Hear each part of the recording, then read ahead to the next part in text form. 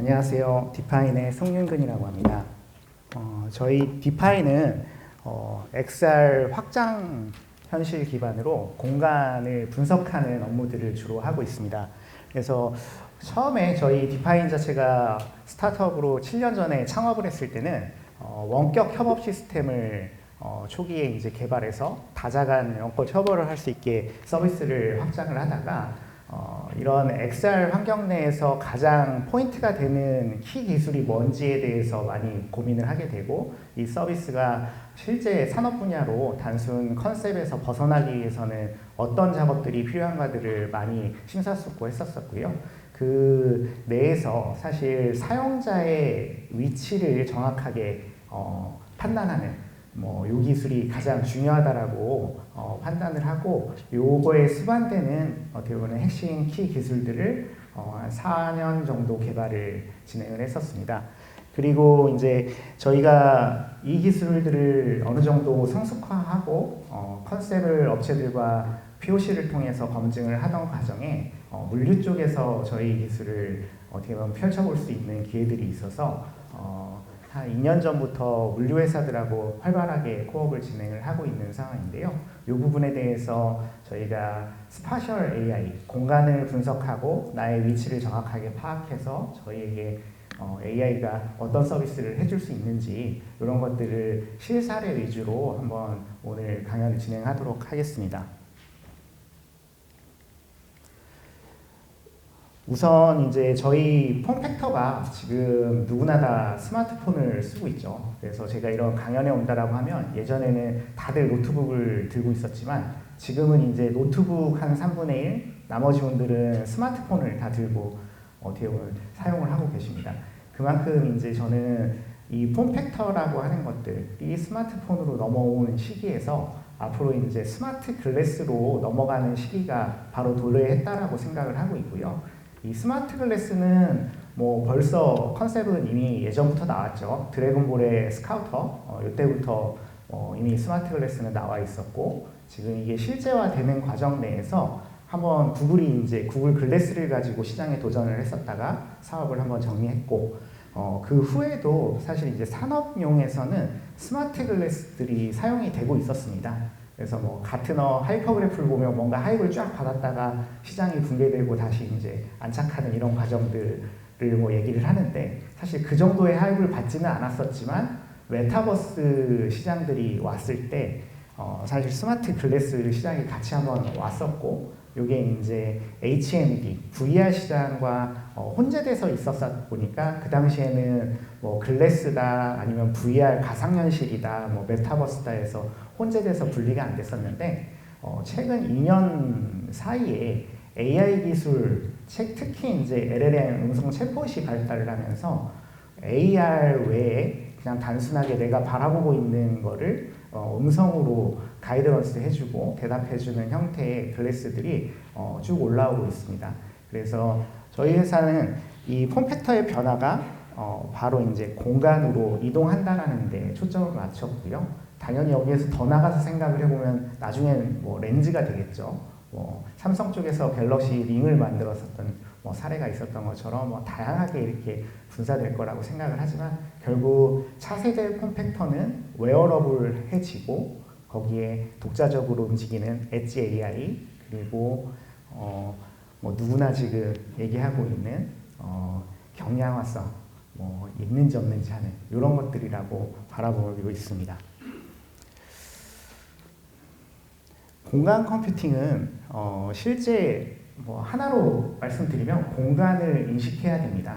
근데 이 공간을 인식하는 범위가, 사람도 제가 기차역에서 자궁에 들었다가 자궁에서 딱 깨면 당연히 내가 기차에서 의자에서 잠을 자고 있다부터 생각을 해서 창밖을 바라보면서 지금 여기 내가 어디를 지나가고 있다, 이런 것들을 판단하는 순서들이 있는데, 요거의 대부분을 현재는 GPS에 많이 의존을 하고 있습니다. 스마트폰에 있는 GPS 시스템이 있고, 저는 외부로 좀 많이 돌아다니는 업무를 많이 보다 보니까 아무래도 스마트폰에서 가장 많이 쓰는 환경을 보면 내비게이션이 아닌가, 이런 생각을 하는데요. 실제 이제 자기의 위치를 잡는 것들이 공간 컴퓨팅이라고 보셔도 상관이 없습니다. 근데 이 위치는 실질적으로 외부에서 움직인다라고 했을 때는 GPS 신호나 뭐 이런 것들을 가지고 쉽게 잡을 수 있겠지만 내가 이제 이런 실내 공간, 뭐 내 집에, 사무실에 아니면 이런 실내 공간 안에 들어왔을 때는 내 위치를 잡을 방법이 사실 센서 기준으로 봤을 때는 뭐 그렇게 여타 대체할 만한 게 없습니다. 아까 말씀드렸던 기차 안에서 내 위치를 찾는 것처럼 내가 지금 어디에 있는지 뭐 이런 것들을 확대해 나가서 뭐 지금 실내를 벗어나야 GPS를 보게 되는 거지, 그 전에는 사실 시각적인 요소에 의존하는 게 가장 이제 인간적인 거고 가장 빠른 방법인데요. 그래서 이 공간 컴퓨팅이라는 것들이 내 위치를 파악하고 유저, 그러니까 내 사용자의 어떻게 보면 인터랙션을 받기 위해서는 공간을 인식해야 된다는 것들 때문에 최근에 2년 전에 이제 애플이 이제 스파셜 컴퓨팅이라고 하는 용어를 쓰기 시작했었고요. 그 전에는 사실 이제 GeoAI다. 그래서 지오메트리, 그래서 공간을 지오메트리로 인식하는 이런 시기가 있었습니다. 근데 이 시기들 자체도 결국은 측정이냐 아니면 인지냐를 가지고 한번 이제 대차게 부딪힌 적이 있었고요. 지금 현재는 그 두 개가 이제 혼합돼서 사용이 되고 어떻게 보면 정확도냐 아니면 인지성이냐 뭐 이런 거를 가지고 시기별로 기술들이 오르내리고 있습니다. 그래서 저희 회사는 이런 공간 내에서 상호 실시간 작용할 수 있는 것들하고 어떻게 보면 현실하고 반응할 수 있는 것들에 대한 공간 컴퓨팅, 그래서 아까 말씀드린 대로 2년 전부터 썼던 이제 공간 컴퓨팅이라는 용어를 최근에는 이제 GeoAI다, 스파셜 AI다 이렇게 얘기를 하고 있습니다. 대표적인 예로 이제 구글이 굉장히 잘하고 있습니다. 해외여행을 다녀오시면 구글맵 안 쓰시는 분들 없으실 거고요. 구글맵 쓰시는 분들은 GPS를 기반으로 해서 지도 서비스 포함해서 자기 위치를 찾고 주변에 무엇이 있는지 그리고 내가 뭘 해야 되는지에 대한 것들을 이렇게 항상 사용을 하시게 되는데요. 저희 디파인 같은 경우는 이 뎁스를 좁은 공간, 그러니까 더 메가시티 레벨에서 조금 더 낮게 들어오는 나의 사무실 혹은 나의 공장 아니면 나의 창고, 이렇게 내 책상 이렇게로 옮겨놓은 과정들을 수행하고 있다라고 봐주시면 될 것 같습니다. 현재 저희 디파인에서는 AR-ON이라고 하는 서비스하고 스파셜 크래프트라고 하는 두 가지 서비스를 상용화 시켜놓고 있습니다. AR-O는 저희가 원격 협업을 통해서 스마트 글래스를 활용한 현장 담당자들이 핸즈프리하게 원격 협업을 할 수 있게 구성을 해놓은 솔루션이고요. 스파셜 크래프트는 AR-ON을 저희가 런칭하고 2년 후에 조금 더 사용자 위치에 대한 포인팅을 잡아서 기술 레벨을 올려서 XR 공간을 누구나 쉽게 만들 수 있도록 만든 저작 툴입니다. 그래서 이런 툴들 두 개가 현재는 이제 제조 설비 분야에서 디지털 트윈을 만드는 형태들 혹은 디지털 트윈을 만들어서 모니터에서만 보는 게 아니라 현실 세계하고 상호작용을 하는 XR 활용 용도로 쓰는 것들, 그리고 물류 환경에서 자기 위치를 잡고 피킹이나 패킹 아니면 간선 상차, 배송 기사분들이 사용하실 수 있는 용도로 활용하는 것들, 이 분야에는 AI라고 표현하기는 그렇지만 비전 기술 쪽에서 바코드 리딩을 스마트 글래스가 대체하고 그 대체된 것들을 다 기반으로 잡아서 사용자의 위치를 잡는 것들, 그래서 위치 기반으로 비전이 같이 병행되는 솔루션들로 물류 쪽에서 활용이 되고 있고요. 건설이나 부동산 쪽에서는 네이버 부동산 들어가 보시면 버추얼 투어링으로 막 이렇게 미리 가보고 막 이렇게 하지 않습니까? 이제 이런 기술들부터 시작을 해서 실제 있는 시설물이나 공간 위에 설비 도면이나 혹은 3D 빔 데이터들을 매칭해보고 공정 상태를 파악한다거나 이런 작업들, 그리고 정미 분야에서는 저희가 유지보수를 진행을 할 때 유지보수 차트, 일일 점검 차트, 주간 점검 차트들을 종이로 쓰지 않고 글래스 내에서 다 웨어러블하게 진행을 하는 이런 서비스들입니다. 이 두 개의 솔루션에서 우선 AR-ON에 대해서 조금 더 자세하게 설명을 드리면요. 리모트 콜 기능하고 XR 매뉴얼 기능이 이렇게 좀 포함이 되어 있습니다. 그래서 사실 저희가 AR-O는 이미 런칭해서 사용된 지 시장에서 사용이 된 지 한 6년 정도 된 서비스인데요. 현재에도 안전 관리나 재난 관리 분야에서 활발하게 사용하고 계시고 유지 보수 분야에서 핸즈프리 상황이 필요한 상태들 이런 데서 좀 활용을 많이 해주고 있습니다. 그래서 제가 이 솔루션을 초반에 설명할 때는 굉장히 어떻게 보면 많은 설명을 드려야 되고 스마트 글래스에 대한 거부감들이 아직 생소하셔가지고 이해를 잘 못하셨었는데 최근에는 저희가 코로나 시기를 거치면서 이제 팀즈나 아니면 줌 이런 원격 협업 툴들을 다들 경험하신 이런 경험이 있습니다. 그래서 모바일로 혹은 PC로 원격 협업을 하던 거에 스마트 글래스가 더 추가됐다 이렇게 보시면 되고 이 기능들이 현장에서 굉장히 폭발적인 효과를 냈었다라고 봐주시면 되겠습니다.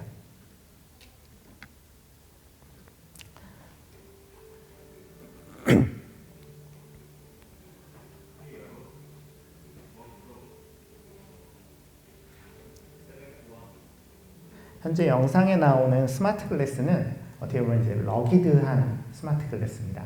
그래서 저희 태블릿도 현장이나 군용으로 쓸 때 러기드 태블릿이 있듯이 산업 현장에서 쓸 수 있는 러기드한 형태의 스마트 글래스다라고 봐주시면 되겠고요. 현재 머릿속으로 떠오르시는 경량화된 스마트 글래스들 이런 다양한 모델들이 다 호환되고 있습니다.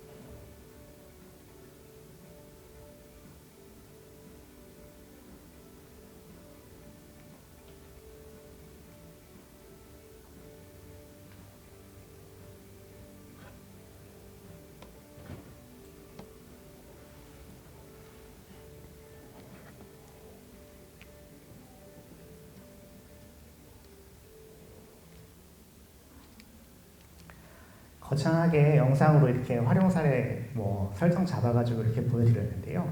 실제로 이 제품은 5년 전에 경기도에서 어떻게 보면 국내 최대 어떻게 보면 활용 사례로는 한 30대 정도의 스마트 글래스가 시스템하고 같이 보급이 됐습니다.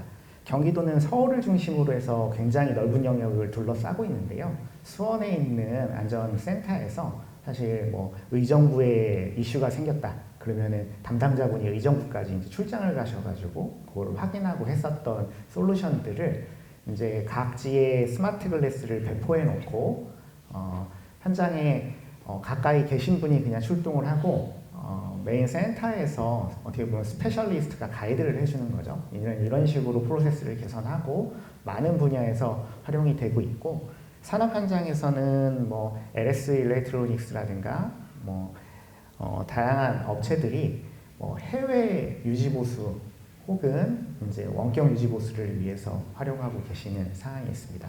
그리고 뭐 여기서 보시면서 딱 떠오르시겠지만 건설사, 현대건설 같은 업체들 같은 경우에는 뭐 안전관리라든가 이런 형태에서 굉장히 잘 활용을 하고 계십니다. 아무래도 이제 핸즈프리를 강조하고 뭐 이렇게 많이 얘기가 나오지만 저희가 이 시스템을 바라봤을 때는 결국은 같은 안드로이드 기반의 디바이스가 글래스라는 형태로 얹혀졌다. 이렇게 봐주시면 되겠고 현재는 뭐 AI들이 비전 인식해서 크랙하고 뭐 지나가는 사람을 인식하고 뭐 이제 이런 기능들하고 아까 보셨던 명령어를 단순한 발화 형태의 명령어로 하는 게 아니라 자연어로 대화하듯이 명령하고 하는 것들을 AI 학습 혹은 레깅을 통해서 같이 하는 것들 그리고 종이나 수작업으로 진행되던 점검 시스템들을 자동화시켜서 워크플로우를 잡아주는 형태들로 활용이 되고 있습니다.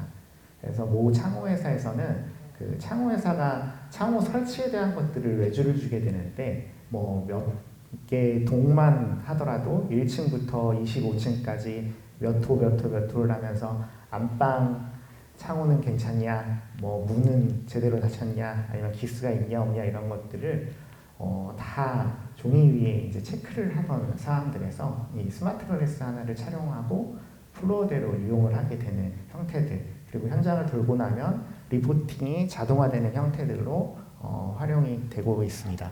그리고 저희가 이 솔루션을 전개하면서 조금 더 이 시스템들이 고도화되기 위해서는 어떤 것들이 필요할까라는 것들에 대해서 많이 고민을 했고요. 영상에서 나왔던 도면을 하나 띄워놓고 전자칠판 형태로 이쪽으로 이동을 해라 라고 하는 것들이 GPS가 작동을 하지 않기 때문에 이제 길 안내에서 이슈들이 발생을 했었던 건데 이거를 좀 더 효과적으로 해결해보는 기술을 연구해서 이 스파셜 크래프트라고 하는 솔루션을 런칭을 하게 됩니다. 이 스파셜 크래프트는 초반에 잠깐 말씀드렸던 대로 저희가 바라보는 시각적인 요소 그래서 비전으로 찍힌 위치를 가지고 내 위치를 찾아내는 VPS라고 하는 핵심 기술을 가지고 있습니다. 뭐 이게 뭐 용어 써서 뭐 이렇게 말씀드리면 GPS가 그냥 센서 기반이라고 하면 VPS는 그냥 사진 기반이다라고 보시면 되겠고 뭐 최근에는 자율주행 자동차나 이런 것들이 많이 올라와서 대부분 다 이해를 하고 계실 겁니다. 로봇 청소기도 뭐 비주얼 슬램이냐 라이다 슬램이냐 이런 걸 가지고 자율주행을 어떻게 하냐 이런 것들이 자기 위치를 잡기 때문에 자율주행을 하게 되는 것들이거든요. 그래서 저희는 이 솔루션을 초반에는 XR 제작 툴로 활용을 했었습니다. 그래서 그 XR 제작 툴로 활용을 하게 된 과정에서는 아무래도 이제 저희가 스마트 글래스를 활용한 솔루션을 미리 전개하고 있었고 그쪽 분야에서 어떻게 보면 다양한 도메인의 고객사들을 이미 접하고 있었기 때문이었습니다. 그래서 이 고객사들의 니즈를 바로 피버팅하고 부트캠핑에서 어떤 솔루션을 좀 더 전개할까라는 데서 파생됐던 것들이고 사실 코어 기술은 뭐 거기서 뭐 크게 벗어나진 않았지만 뎁스를 조금 더 들어갔다라고 보시면 되겠습니다. 그래서 최근에는 생성형 AI 같은 경우들이 사진 이미지 한 장을 가지고 3D 모델을 이렇게 뚝딱 만들어주고 아니면 여러 가지 형태들을 만들어주는 것들을 보실 수가 있는데요. 원래 이제 3D 스캐닝 기법에도 포토그래메트리라고 해서 다각도에 있는 사진을 여러 장 찍었을 때 각도별로의 피사체의 공통 특장점 위치들을 잡아서 역으로 카메라의 포즈를 잡아내고 그 포즈 기준으로 삼각법에 의해서 뎁스를 뽑아내는 3D 스캔 기법들이 있었습니다. 그래서 뭐 고가의 3D 스캐너들은 현장에서 빠르게 작업하거나 뭐 여러 가지를 작업을 하지만 데이터를 빠르게 오는 이런 프로세스들을 가졌고, 이런 것들에 대한 것들을 레퍼런스로 보게 되면 레이저를 레퍼런스로 쓰냐, 아니면은 패턴을 레퍼런스로 쓰냐, 아니면 음파가 갔다가 오는 시간들을 하는 타임 오브 플라이트냐, 이런 다양한 방법들로 레퍼런스를 잡았었는데, 이런 비전으로 하는 포토그래메트릭으로 하는 3D 스캔 기법들도 결국은 현장에서 바로 결과가 나오진 않지만 포스트 프로세싱을 거치면 스캐너들이 하는 것과 거의 동일한 결과물을 나타내는 어떻게 보면 기술이라고 보시면 될 것 같아요. 근데 이런 것들이 컴퓨팅 파워들이 늘어나면서 아무래도 GPU의 역할들이 많이 커지면서 누구나 쉽게 접할 수 있는 시대가 된 거고, 이런 시기에서 저희가 뎁스를 잡는다거나 위치를 잡는 것처럼 특정점을 잡아서 이 공간 내에서 내가 어느 위치에 서 있고 어디를 바라보고 있는지에 대한 정보값까지를 찾아내는 기술들의 개발을 좀 포커싱 해가지고 수년간 진행을 했고, 이 기술을 기반으로 저희가 할 수 있었던 일은 공간 푸팅에서 XR을 만드는 것들, 드론이나 AGV나 이런 애들의 자율주행을 하는 것들, 로봇 청소기나 지금 많이 움직이는 무인주행 자동차들을 생각해 보시면 될 것 같습니다. 그리고 내가 원하는 위치에 AR을 정확하게 띄우는 것들, 이전에 AR 증강현실이다 하면 QR코드를 인식해서 QR코드 위에 띄운다든지, QR코드보다 좀 확장된 이미지를 QR처럼 인식해서 이미지 위에 띄운다든지 하는 것들, 거기에서 조금 더 나가면 공간의 플랜을 인식해서 플랜 위에 컨텐츠를 띄우는 거였다라고 하면 이 전체 공간을 인식해서 내가 원하는 위치에 정확하게 컨텐츠를 띄우는 것들, 이런 식들로 활용이 되고 있습니다.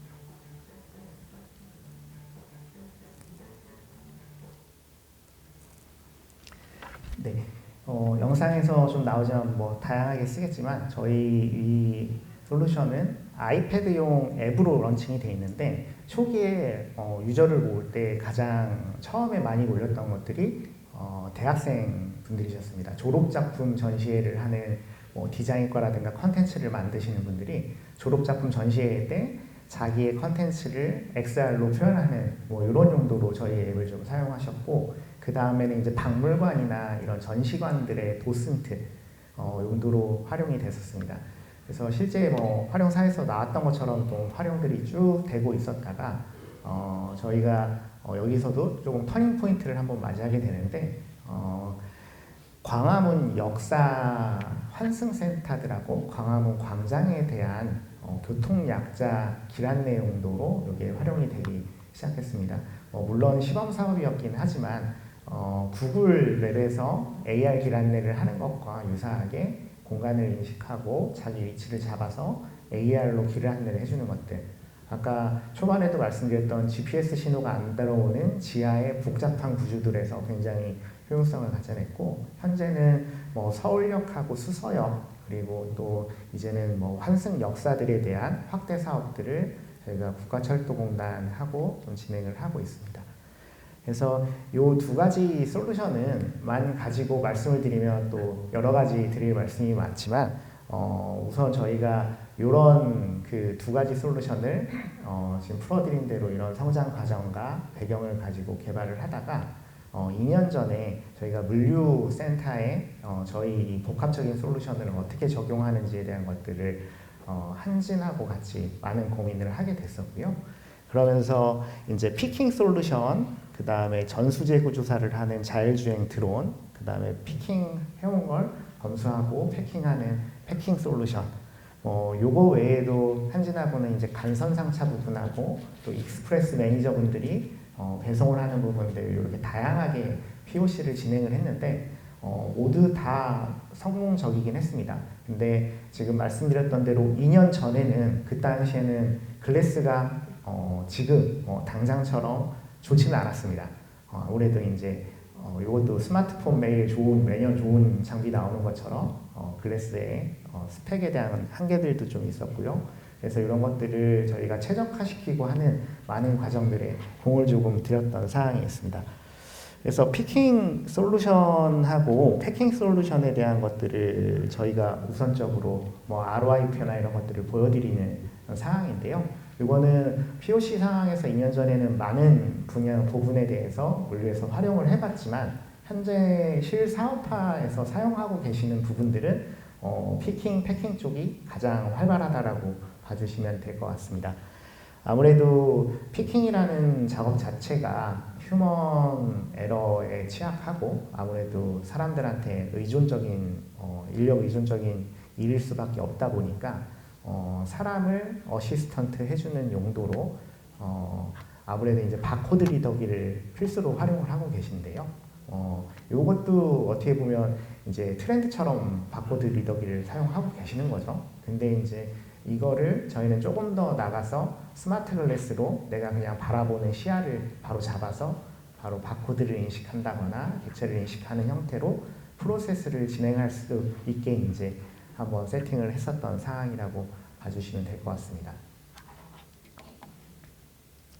이 수치는 뭐 아무래도 이제 현장에서 저희가 해보니까 이렇더라 이런 얘기인데 저는 이제 이 업무들을 좀 현장에서 PM을 담당하면서 가장 겪었던 어떻게 보면 난한점이나 허들은 업체들마다 혹은 같은 업체인데도 화주사의 창고마다 다 프로세스가 조금씩 달랐다라는 겁니다. 근데 그 조금씩 다른 게 뭔가 작업자분들의 노하우에 조금 의존하고 있었고 어떻게 보면 정형화되어 있거나 기준점들이 안 잡혀 있었던 점들이 많아서 얘를 DX 전환하는 과정에서 굉장히 좀 애로사항이 있었고요. 지금 현재는 어느 정도 저희가 기준을 잡아놓고 제안을 드리는 형태로 발전이 돼가고 있습니다. 그래서 물류창고에서 드론을 활용했을 때는 아무래도 이제 고단에 있는 재고조사를 드론으로 상시로 할 수 있다. 이제 이런 내용들이 강점입니다.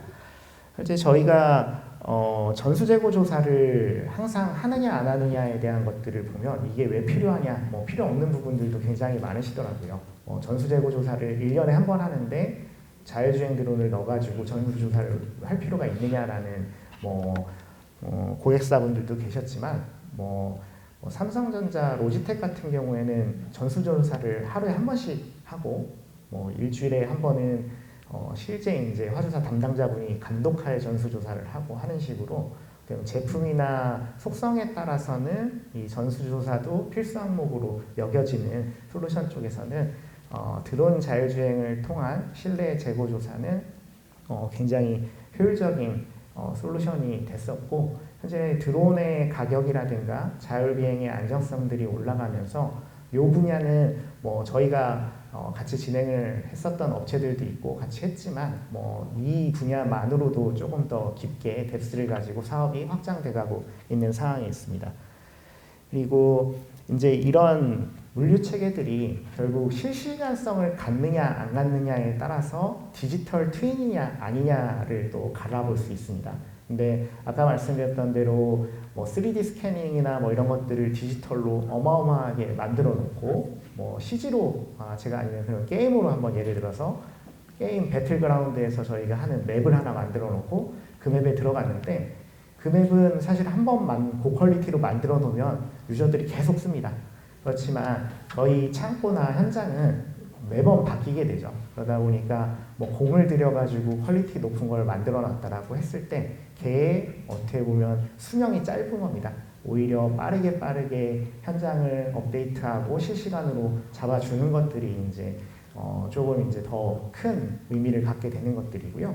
그러다 보니까 아무래도 공간을 인식하는 데 있어서는 스태틱하게 계속 있을 애들과 되게 옮겨 다닐 애들 아니면 있다가 없어질 애들 뭐 건물로 치면 바닥, 면 뭐 이런 애들, 기둥 이런 애들은 뭐 스태틱한 거죠. 근데 이제 책상이라든가 사람이라든가 설비들 이런 애들은 움직이는 애들이고 그리고 상품들 같은 경우에는 더 자주 움직이고 더 그걸 트래킹해야 되는 애들이라고 보시면 되는데요. 여기에서 이제 단순하게 디지털 트윈, 단순하게 3D로 변환하는 게 아니라 의미를 부여하는 시멘틱 배달 모델링에 대한 이슈들이 나오게 됩니다. 그래서 저희는 이제 앞서 말씀드렸던 기술들 베이스에서 현재 물류 현장에 이 솔루션들을 접목시키면서는 이 시멘틱 데이터에 대한 것들을 주목해서 디벨롭을 하고 있는 상태에 있습니다. 이 부분도 영상으로 한번 보여드리도록 하겠습니다.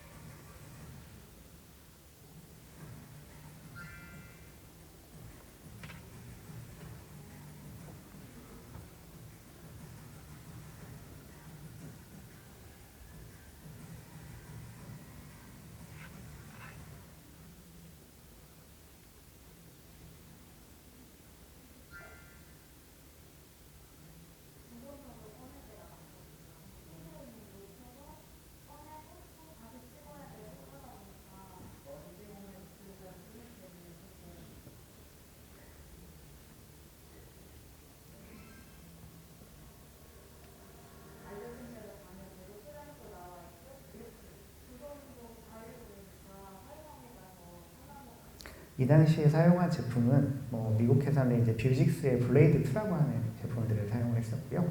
좀 경량화 모델이긴 한데 성능이 조금 떨어지는 게 단점이었던 것 같습니다.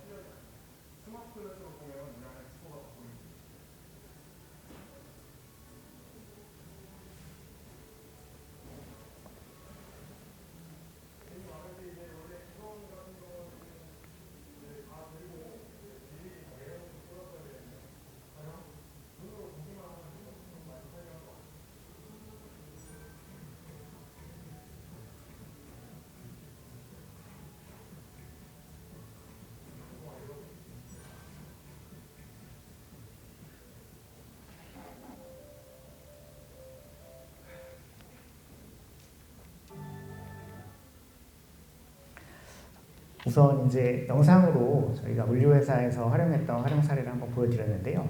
한 2년 전에 저희가 진행을 했던 내용에 대한 영상들이었습니다. 현재는 이후에 이제 많은 물류사들하고 더 많은 접목들을 조금 해보고 있는데요. 이 과정에서 저희가 조금 이게 이제 좀 개선돼야겠다, 아니면은 스펙이 좀 더 좋아져야겠다, 뭐 이제 여러 가지 리드를 받고 많은 것들을 좀 진행을 했습니다. 근데 결국은 이 폼팩터가 스마트 글래스로 넘어가는 과정에서 스마트폰이 다 없어지고 글래스가 짠 나오는 건 아니고, 이 과정을 선택적으로 어떻게 쓰게 되는 거에서 저희가 그냥 폼팩터가 더 늘어나는 거다라고 이렇게 봐주시면 되겠고, 내 시야를 공유하고 있는 디바이스가 하나가 있게 되면 저희가 저희 위치를 잡는다든지 아니면 저희가 놓칠 수 있는 부분들을 글래스가 디바이스에서 기업을 해준다든지 이런 여러 가지 장점들이 있는 상황입니다. 그래서 이런 미래 비전적으로는 굉장히 많은 검증을 했지만 사실 현재 진행되고 있는 레거시 시스템들하고 어떻게 통합이 되느냐가 어떻게 보면 병행해서 쓸 수 있느냐, 아니면 이제까지 하던 것들을 버리고 얘를 써야 되느냐에 대한 기로점들이 있었습니다. 근데 그 부분들은 아무래도 이제 현재 물류 업계에서도 많이 화두가 되고 있는 뭐 WMS 시스템의 경량화라든가 뭐 표준화 뭐 이런 과정들 내에서 저희도 자체적으로 라이트한 WMS 시스템이라든지 관리 시스템들을 만들어보고 표준화하는 상황에서 타 연계 프로그램들하고 SDK 혹은 API 정도 수준에서 매칭하는 정도로 지금 풀어나가고 있고요. 초반에 저희가 한진하고 온보딩을 진행을 했을 때는 약 7개월 정도의 온보딩 기간이 소요됐었습니다. 근데 저희가 뭐 현재 들어서는 타사의 레거시 시스템 혹은 이런 온보딩을 작업하는 기간들이 약 2주에서 한 달 정도로 이제 이렇게 줄어드는 과정들을 경험하고 있습니다. 그리고 이 뒤에 영상을 몇 개 해놓긴 했는데 물류 정도까지 저희가 보여드리고 마무리 짓도록 하겠습니다. 그리고 질문 있으시면 편하게 질문 주시면 감사하겠습니다.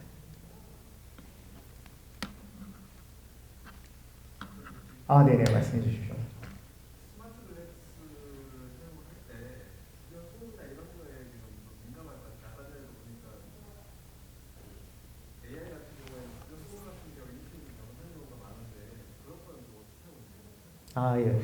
방금 말씀하셨던 대로 현재 이제 스마트 글래스도 저희가 한 7년 전에 초반에 했을 때는 자 정해진 단어를 발화하면 딱 받아들이는 느낌이었습니다. 근데 지금 현재는 일반 저희 AI들이 음성을 인식하듯이 인식해 나가는 과정들을 통해서 내용들이 나오고 있고, 음성 직진성이라든가 이런 하드웨어적으로는 굉장히 많이 올라와 있어서 주위 소음에 대한 영향은 거의 안 받게 디바이스들이 나와 있고, 오히려 저희가 최근에 제가 다녀온 고객사에서는 지방에 계시는 분들이 이제 사투리로 얘기를 하시는데 사투리로 얘기한 걸 표준어로 바꿔서 인지하고 리포트는 거꾸로 표준어로 써게 해달라, 이제 이런 얘기도 니즈로 많이 주고 계십니다. 근데 그런 것들은 엣지 디바이스에서는 지금 현재 기술로는 아직 조금 무리가 있고요.